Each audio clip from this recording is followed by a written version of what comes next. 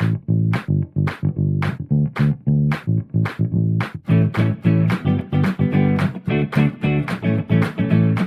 Regrets.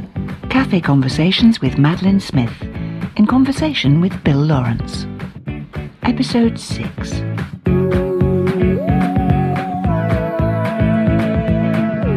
And in this episode, Maddie takes another deep dive with me into her life, talking about her work in children's television, the perils of on-screen nudity, the difficulties of learning lines and first night nerves, and appearing on television celebrity quiz shows.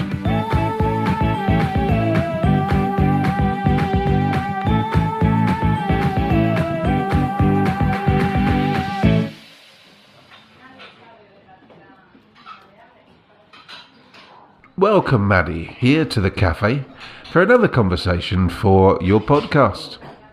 And for this episode, I'd like to start our deep dive into your life and career by asking you to tell us something about your work in an area that you are perhaps less well known for, but it's quite an extensive part of your career, and that is in children's film and in children's television in particular. I love working for and with children, to the extent that probably one of my favourite things I ever did when my daughter was at junior school, they asked me to come in and prepare some rather fun and I hope funny assemblies, and I did all sorts of things. So what I did for the wonderful Clive Doig, 2 programmes, The Deceivers and Eureka, very much along those lines. Clive is now 80 and he's still a child, and that is what I love about him. He is ever youthful. When I did a programme called Why Didn't They Ask Evans, which was a super Agatha Christie adaptation by London Weekend Television, Clive Doig had seen this and thought, she's not just tits on legs, maybe she can actually act. Let's have a try. So he offered me the very first series he did along these lines. He'd done lots of other things like Jigsaw and a programme for the deaf. The wonderful Clive Doig was going to do a children's television, a programme called The Deceivers, about con men and tricksters. And it was made by the BBC in Manchester, and this was 1979. I know that because I was about to start my English degree at Goldsmiths. He had Jeremy Beadle, the wonderful Jeremy Beadle. That's pre-Game for a Laugh, pre any of those wonderful shows that Jeremy did. And he had the wonderful Jeremy Beadle as presenter. And what Clive did was to choose a troupe of actors, a very small troupe, like a travelling players, if you like, of Bernard Holly, Mike Savage, myself, and then, because we were the regulars, he then had the wonderful Sylvester Mccoy, who is actually a very good friend of Clive's, and other occasional visiting actors, Jacqueline Clark, lovely lady. Yes, so we were a band of actors. Oh, and another one, Phillip Fox. Oh my goodness, an amazing talent. We did this series with the glorious Clive Doig, and it was just bliss for me, because suddenly I wasn't just the foil. I had to really learn a lot of lines, a lot of different accents, and a lot of wonderful, fascinating stories, about paintings being stolen, all con men and tricksters. So then Clive decided that he was going to move to London with his shows, and he was going to do one about inventions, and that led to several series of Eureka. And again, same little band of actors, the wonderful, wonderful Sylvester McCoy, pre-Doctor Who. I love Sylvester, and you will never see Sylvester without his hat. If you ask him why he wears his hat, he gets very hurt. His hat is actually like his eyes. I think he sees through his hat. I love him. He's so talented and so underestimated somehow, Sylvester. Clive writes these programs, he produces them, and he directs them, and he is an absolute joy. And I made several of these series, And when we were rehearsing, and I'm never particularly quick with learning my lines, lovely Mike Savage one day opened the window in our lovely rehearsal room in Horn Lane and threw the script out all the way down all the many flights of stairs, and it landed on the ground beneath, and I jolly well had to carry on without it, and a very good thing too. I have remained friends with Clive, who met and married a lovely lady called Julia Binstead while he was making it, and a very successful marriage that has been. That has been one of my favourite things ever, and people, grown men, come up to me now and say, "Hello, Maddie, I recognise you. I actually grew up with you, and I learnt so much about inventions." We did the history of Monopoly, dishwashers, washing machines, sewing machines, and making it fun and funny. And the other day, I actually met in Kingston Market, of all things, I met a lovely guy. In fact, it wasn't even the other day, it was a couple of days ago. And he said, "Hello, Maddie."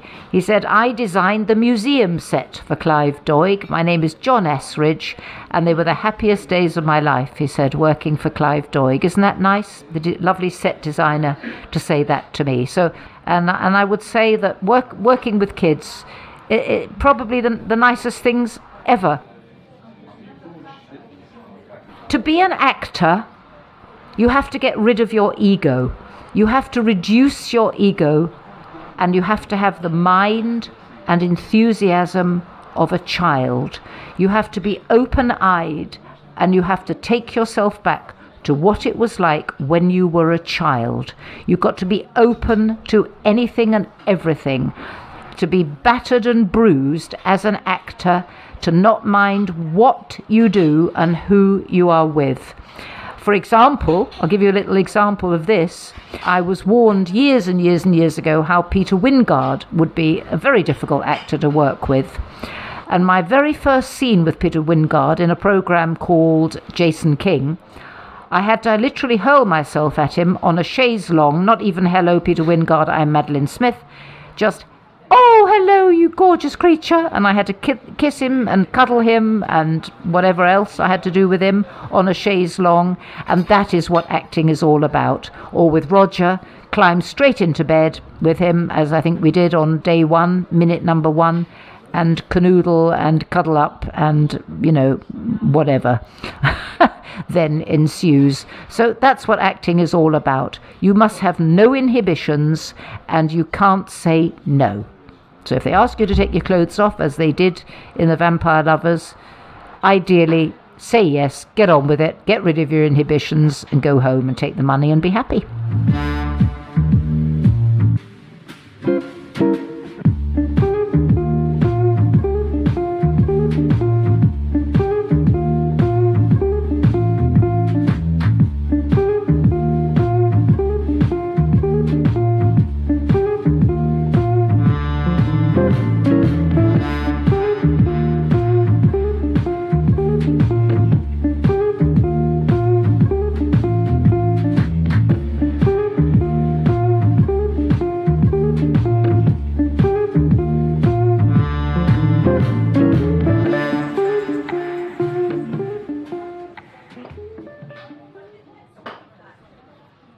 Now, you mentioned me before you knew some people from children's television that you had worked with, in particular an actress from Blue Peter?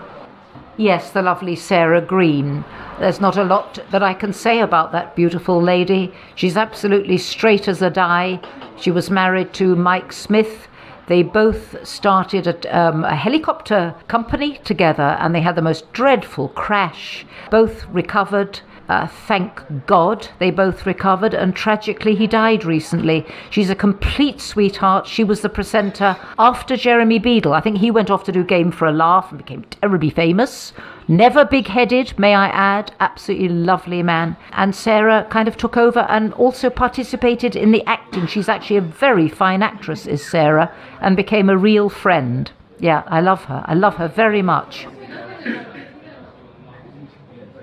You mentioned your struggle with learning lines. So did you have a particular method that you found could get you through? I know that Arthur Lowe was also someone who was notorious for struggling to learn his lines. So what is it that you found made it possible for you? What worked for you? Well, I don't, unfortunately, have a photographic memory. And it's actors who have a photographic memory that have more of a facility with it. They have to become embedded and they have to become a part of me. I have to make the lines my own. And one of my problems is that I do write silly, dim little articles occasionally, for the Oldie magazine and The Lady and things like that. And one of the things is, and probably the main reason that I did an English degree, is that I love to write little bits and bobs, and I wanted to improve all that. Hope I did. So when I'm learning lines, my stupid brain is rewriting them. Not necessarily for the better, but that is my main problem. That I have real problems doing it by rote without making them mine. And that's also an excuse because I'm also a very, very slow learner and I have to have a victim. So a victim that I can throw the lines at and then they'll read with me and throw them back at me and criticize me. So I have to find a bod to do them with me. And if I don't have a bod, I'm totally desperate. So that's that. And as for Darling Arthur, it's not that he couldn't learn lines, it's that he didn't really bother. And I actually heard it on a documentary recently, I think from his son, that what a lovely son he has as well, may I add, what a lovely guy. He said that Dad would be looking at the lines in the cab, and I think that's probably quite true. He didn't really bother. He certainly wouldn't over-rehearse Darling Arthur, and he was always fine on the night. I think.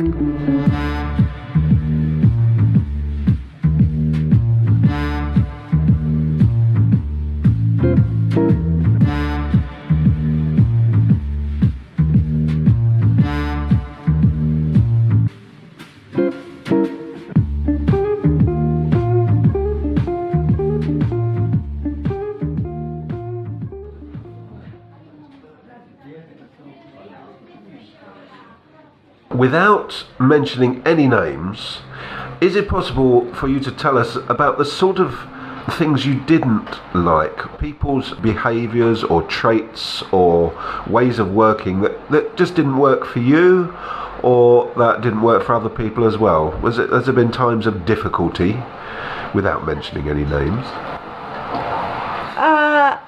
I haven't had a lot of difficulty.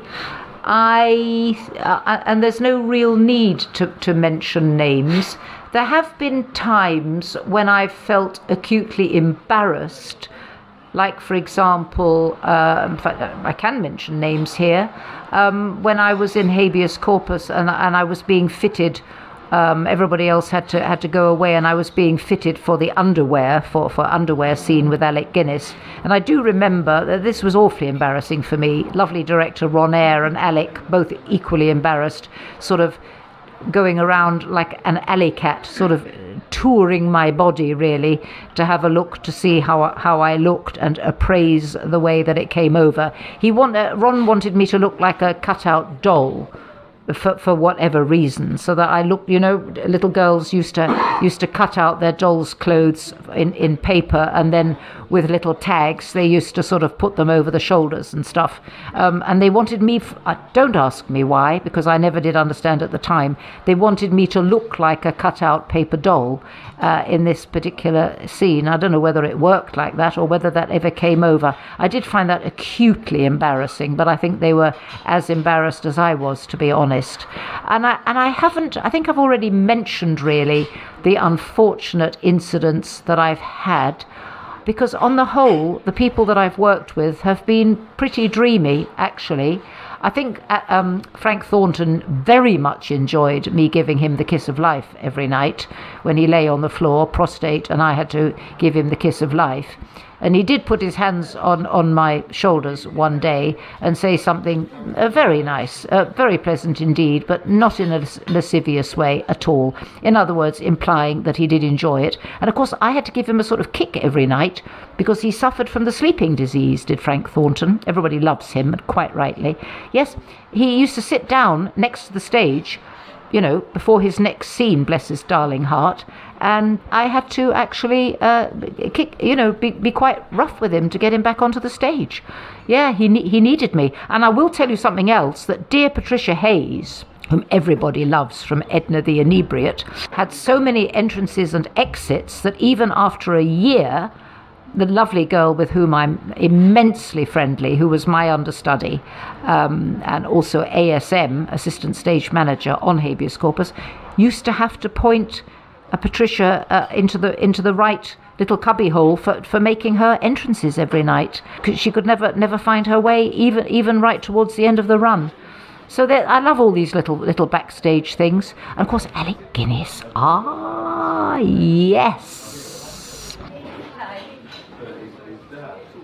Alec, wonderful actor. I've already made that very, very clear. But he would not have anybody in his eye line, and he made such a scene.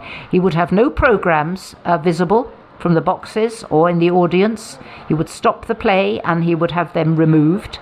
And he also would make absolutely sure that no body, that is no bod, was standing in the wings in his eye line. And that is even after a year. You would think that it would be by rote, but it wasn't. So, these are the idiosyncrasies of very famous, very established actors. They all of them suffer terribly from nerves. Amazing, isn't it? Not just on the first night.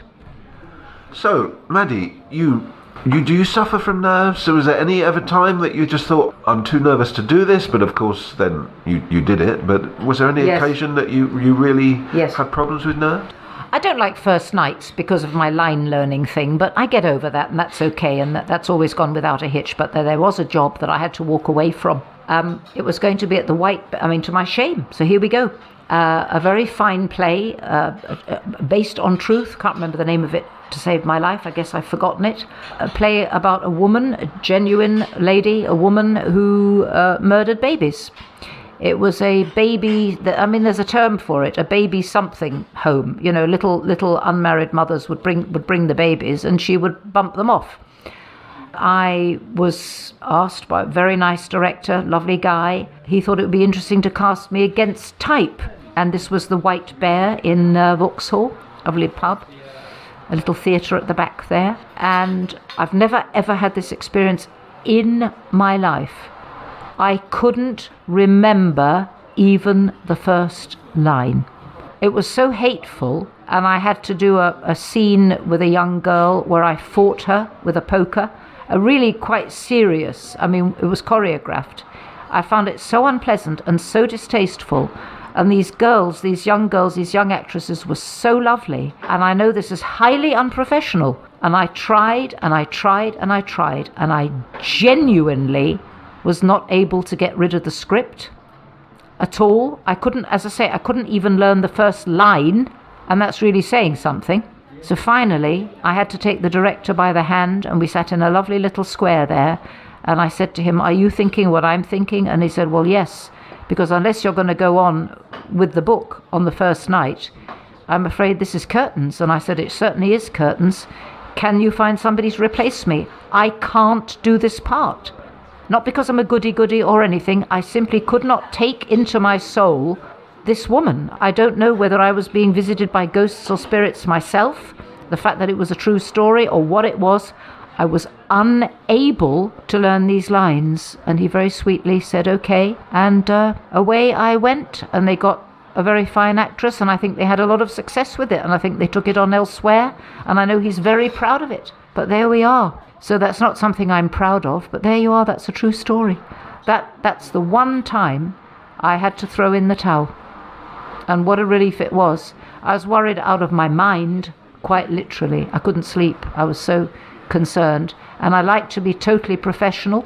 I've even done a play at the Open Space Theatre for Charles Marovitz, the one who did my first play, where we actually were so up against the time, because he had no budget at the Open Space, we actually rehearsed all night. And the little costume lady also sat up all night, hand sewing our costumes. So, I've been through the mill for this thing. I really have. I've also been snowed up when we were in the Mousetrap. All of London was snowed up. I had to drive the little costume lady in to a totally silent London, and that was winter, the beginning of 1990, if anybody remembers it, 89 into 90, incredible, like lockdown, only worse. So I've had some times, I've had some off times, but that's the only time that I've said I can't do the job.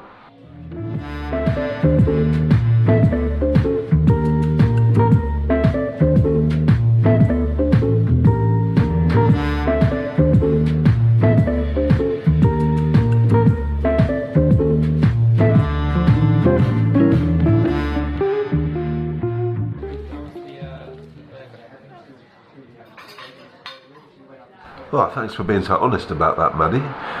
So the next question. In recent years, we've seen you back on the telly, and we've seen you on a number of competitions or quizzes, and you won Pointless, didn't you? A triumph. Tell us about that experience. Oh, that was heaven. That was with Stephanie Beacham. I don't know how that happened. It's a terrifying programme. It's a wonderful programme, but I warn anybody that's going to do it, you will be very nervous. I did it the first time and got 100 points, and getting 100 points means 0, and went home. The second time I thought, that's very brave of them to ask me back, and then, oh boy, my face lit up when it was Stephanie Beacham and me. Oh my, I adore that lady. She starred in a film with Ava Gardner, in which I had a small part in 1969, and I absolutely love her. She is so talented, that lady, and so funny and so sardonic. And so, okay, away with us, and she was blissfully sardonic all the time, all those little asides to me and to the audience. Oh, brilliant. And I just thought, I'm just going to have a ball here. And somehow, please don't ask me how, oh, there we were at the end. And I have a very, very nice, rather rectangular block of glass to show for it. And I said to Stephanie at the end, you know, you and I should do stuff together. We just bounce off each other so well. And they did say to us, you know, this is one of the better shows that we've ever made, because just because, not because we're so brilliant, but just because you're so funny together. And she reminded me of those times with my friend Anne, you know, when I was a kid. Just took me right back to childhood again. And once again, that business of being childlike in this business. You know, forget the audience, forget your nerves. And of course, I also did Mastermind. I think Bill's forgotten I did Mastermind. Where I didn't excel, I'd learned all about Kew Gardens, very detailed, really, you know, all about Augusta and George III and all their children and the Kew Palace and all this stuff. And of course the questions were so easy, and I'd learned all this complex stuff and was completely thrown. And I was also looking into John Humphrey's wonderful blue eyes, I'll be honest. I didn't do very well, but I did enjoy it hugely and recommend it to anybody.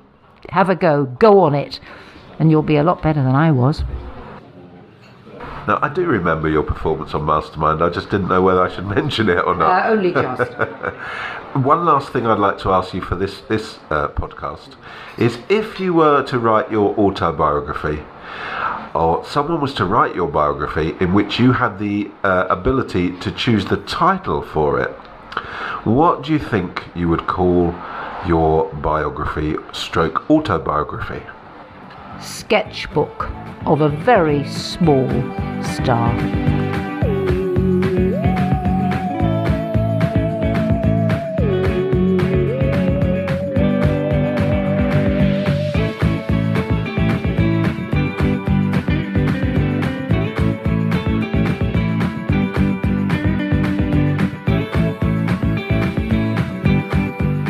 That was episode 6 of No Regrets with Madeline Smith.